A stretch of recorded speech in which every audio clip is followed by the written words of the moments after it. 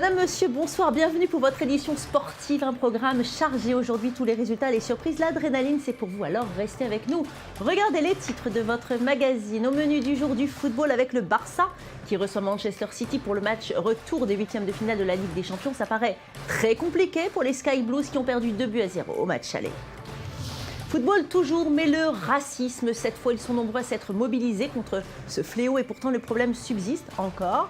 Aujourd'hui, on fait le point dans cette émission sur le calvaire que vivent certains footballeurs. Tennis, après l'élimination de Rafael Nadal, tout reste ouvert pour les autres participants d'Indian Wells. Novak Djokovic accède aux huitièmes de finale. Et enfin, une séquence que vous adorez tous, notre tour du monde des compétitions dont on ne parle jamais. 2 minutes de bonheur. C'est tout de suite, c'est pour vous dans cette émission, alors surtout restez avec nous. Et on commence par du football. La Ligue des Champions, c'est déjà fini pour certaines grandes équipes. La logique a été respectée lors du match entre le Bayern de Munich et Arsenal. Les deux équipes ont fait match nul, 1-1 à l'Allianz Arena. Et c'est donc les Bavarois qui, après leur victoire au match aller, accèdent au quart de finale. Les Gunners ont tout essayé, mais sont restés complètement impuissant face au rouleau compresseur allemand. Le Bayern n'a pas eu à forcer son talent et s'est pourtant qualifié très facilement face à une grosse écurie européenne. C'est un message fort qu'envoient les champions d'Europe au reste de leurs concurrents. Je vous propose d'écouter tout de suite les réactions d'après-match. C'est comme ça le football. Parfois on marque 4, 5, voire 6 buts et parfois on ne marque pas. Le plus important, ça a été de contrôler le match. Et nous leur avons laissé très peu d'occasions. Nous avons marqué un but, on aurait pu en marquer plus, mais c'était suffisant. Et on continue avec la rencontre entre l'Atlético Madrid et le Milan AC. C'est fini pour le Milan AC. Le club lombard ne remportera aucun trophée cette saison. Et pire encore, ne participera à aucune compétition européenne l'année prochaine. Une bien triste nouvelle pour l'un des plus grands clubs d'Europe. Et de son côté, l'Atlético Madrid impressionne. Après leur victoire à San Siro, les Madrilènes se devaient de ne pas perdre. Mission plus que réussie, puisque les Rouges et Blancs ont atomisé les Milanais. Une victoire 4-1 qui met toute l'Europe d'accord. L'Atlético Madrid est plus qu'un outsider. Avec un nouveau doublé de Diego Costa, les hommes de Simeone le crient haut et fort. Il faudra compter sur eux jusqu'au bout. On écoute tout de suite l'entraîneur argentin à propos de son attaquant star. Je pense qu'il peut continuer à s'améliorer. Il est très fort mentalement et physiquement et il a une grosse marge de progression. Et sa sélection avec l'équipe nationale espagnole va beaucoup l'aider à devenir un meilleur joueur de football. Cela va beaucoup lui apporter de s'adapter à un style de jeu différent. Il va encore plus s'améliorer. Et on enchaîne avec les rencontres de mercredi. Le Barça accueille Manchester City au Camp Nou. Une rencontre que l'on annonçait comme le choc au sommet de ces huitièmes de finale, mais qui intervient au moment où les deux équipes ne sont pas très en forme. Manchester City, de son côté, vient d'être éliminé en quart de finale de la Cup par l'équipe de Wigan, alors que le Barça a enchaîné une seconde défaite en 3 matchs et se retrouve en 3e place de Liga. Les Catalans partent néanmoins favoris après leur victoire 2-0 en Angleterre. On voit mal comment les Mancuniens peuvent retourner la situation, mais ils ne perdent pas espoir pour autant. On écoute tout de suite leur capitaine Vincent Kompany.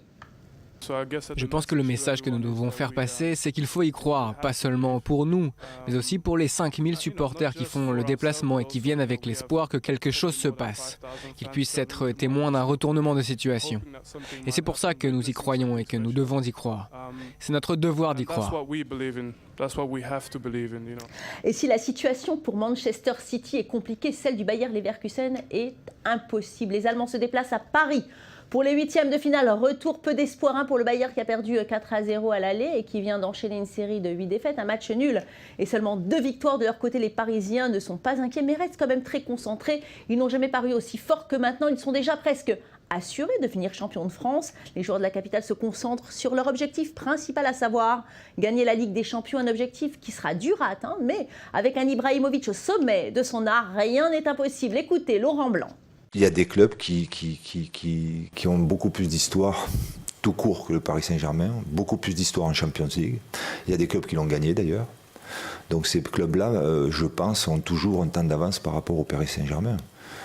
Après, voilà, il faut combler ce retard. Ça ne sera pas facile, on le sait.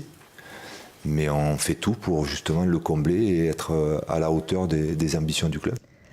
Le racisme dans le football, c'est triste, mais ça existe. Le monde du football peut être très cruel. Des cris de singe, des insultes. Les joueurs noirs ont déjà été pris à partie par des supporters ivres de haine. Et tout ça, ça se passe en Europe et ça se passe aujourd'hui. Le réseau FAIR, notamment, qui regroupe les organisations de 13 pays européens, travaille sur la mise au point d'une stratégie et d'une politique commune pour lutter contre le racisme et la xénophobie.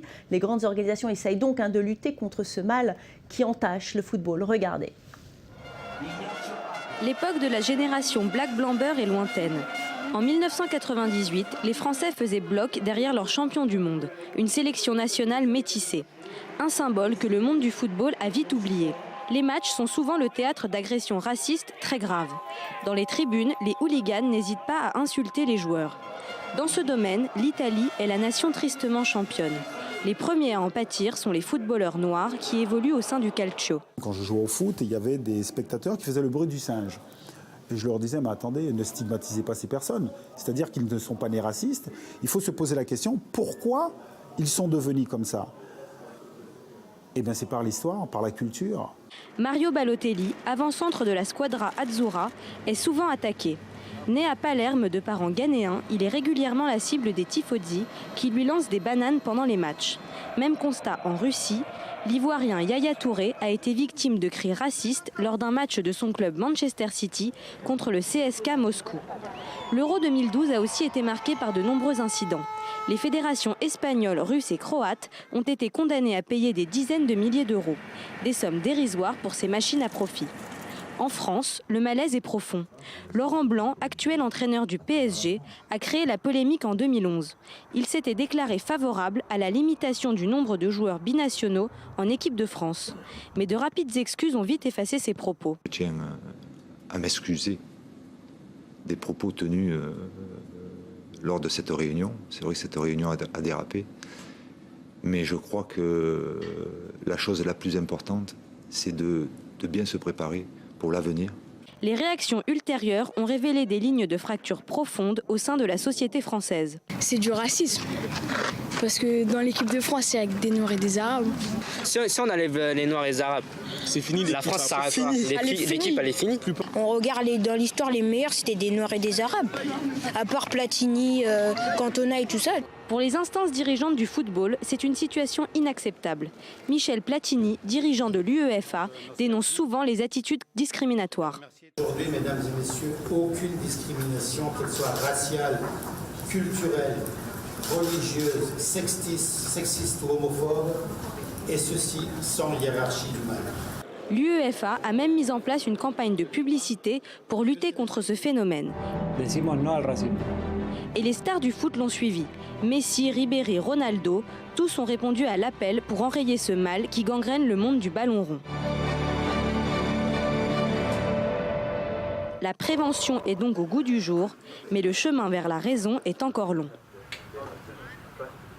Et on ouvre une page tennis, maintenant avec le Master 1000 d'Indian Wells sur le demande de l'élimination de Rafael Nadal, le tenant du titre et numéro 1 mondial. Tout est possible pour les autres participants. Novak Djokovic s'est débarrassé difficilement du Colombien Alejandro González, le 91e mondial, a même réussi à lui dérober un set. Le Serbe s'impose finalement en 3 manches, 6-1, 3-6, 6-1. Une victoire qui lui permet de se qualifier pour les huitièmes de finale où il affrontera le Croate Marin Cilic.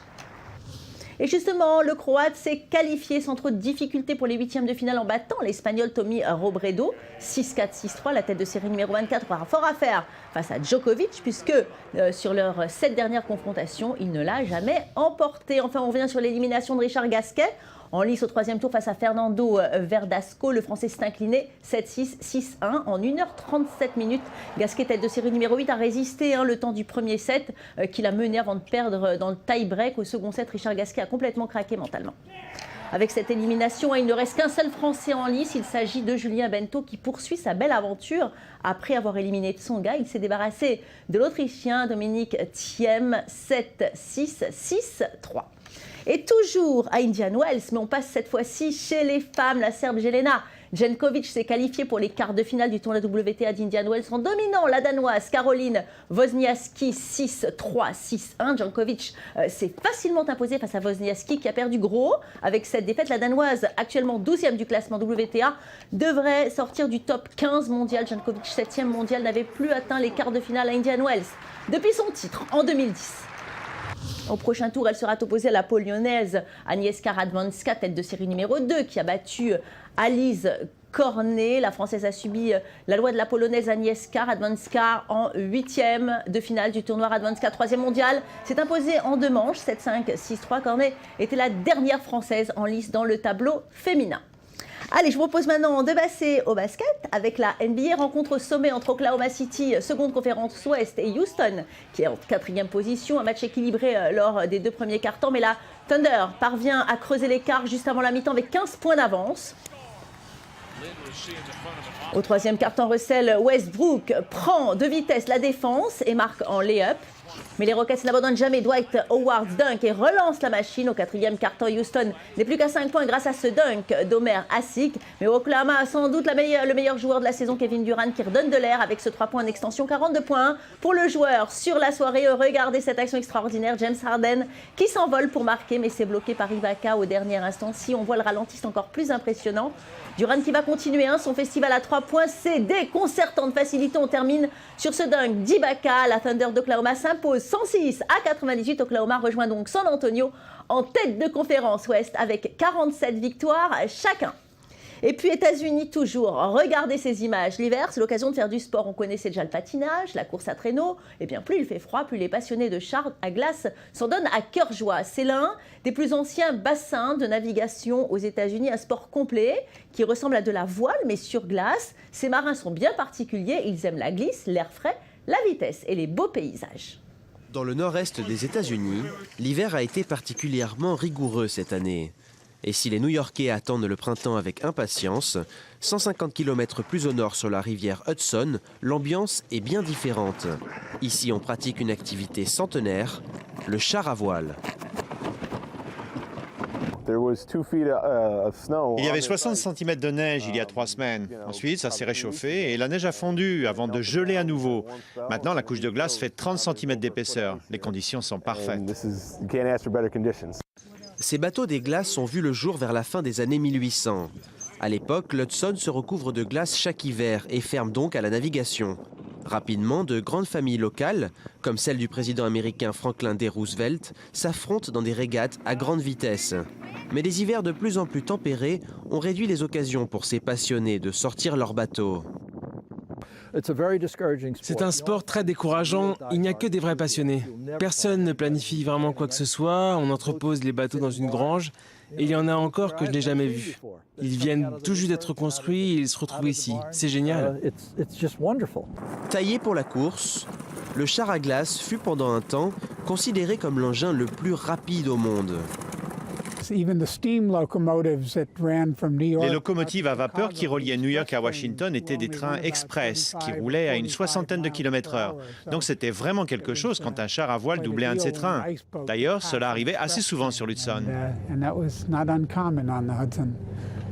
Aujourd'hui, la rivière est navigable toute l'année grâce au travail des brise-glaces. Mais pour ces passionnés de char à voile, le printemps devra encore attendre. Et c'est parti pour notre tour du monde sportif en 2 minutes. On commence avec les États-Unis, compétition mondiale de ski freeride. Dans le complexe de snowboard dans l'Utah, un beau ciel bleu et de la poudreuse. Pour des skieurs très motivés, les 3 gagnants, le skieur américain Ayers, le snowboarder canadien Rizzuto et la snowboardeuse française Elodie Mouton.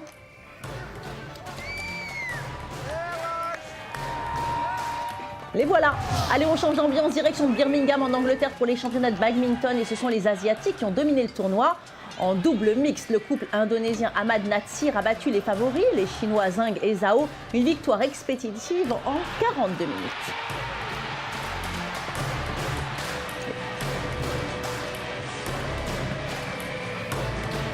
On part maintenant en Italie, c'était la course de la Strade Bianche, 200 km à parcourir en une journée, ça commence bien pour un trio d'Italiens, Frattini, Fraporti et Pagani, mais c'est le cycliste polonais Gwiatkowski qui l'emporte, il réussit à se débarrasser du Slovaque Peter Sagan sur le dernier kilomètre avec 18 secondes d'avance. Et regardez ces images, la Coupe du Monde de snowboard cross qui a eu lieu à Vezonas en Suisse. C'est Dominique Maltais, la Canadienne, médaille d'argent de Sochi qui l'emporte. C'est son 4e titre d'affilée. Elle devance la Tchèque Eva Samkova. Chez les hommes, l'Italien Fabio Cordi remporte son 1er titre mondial. Et puis on termine par la Thaïlande avec le Grand Prix de motocross et le champion en titre Tony Caroli qui se classe premier grâce à un temps de 34 minutes 26 secondes. Les pilotes ont dû concourir dans un climat chaud et humide avec des températures qui ont dépassé les 40 degrés. Sous un soleil de plomb pour le champion italien, pas de problème, il a déjà remporté cette course l'année dernière. Et bien voilà, c'est la fin de cette émission. Que le temps passe vite en votre compagnie. On se retrouve demain pour encore plus de sport. Merci de votre fidélité à nos programmes. Restez avec nous. L'info continue sur i24 News.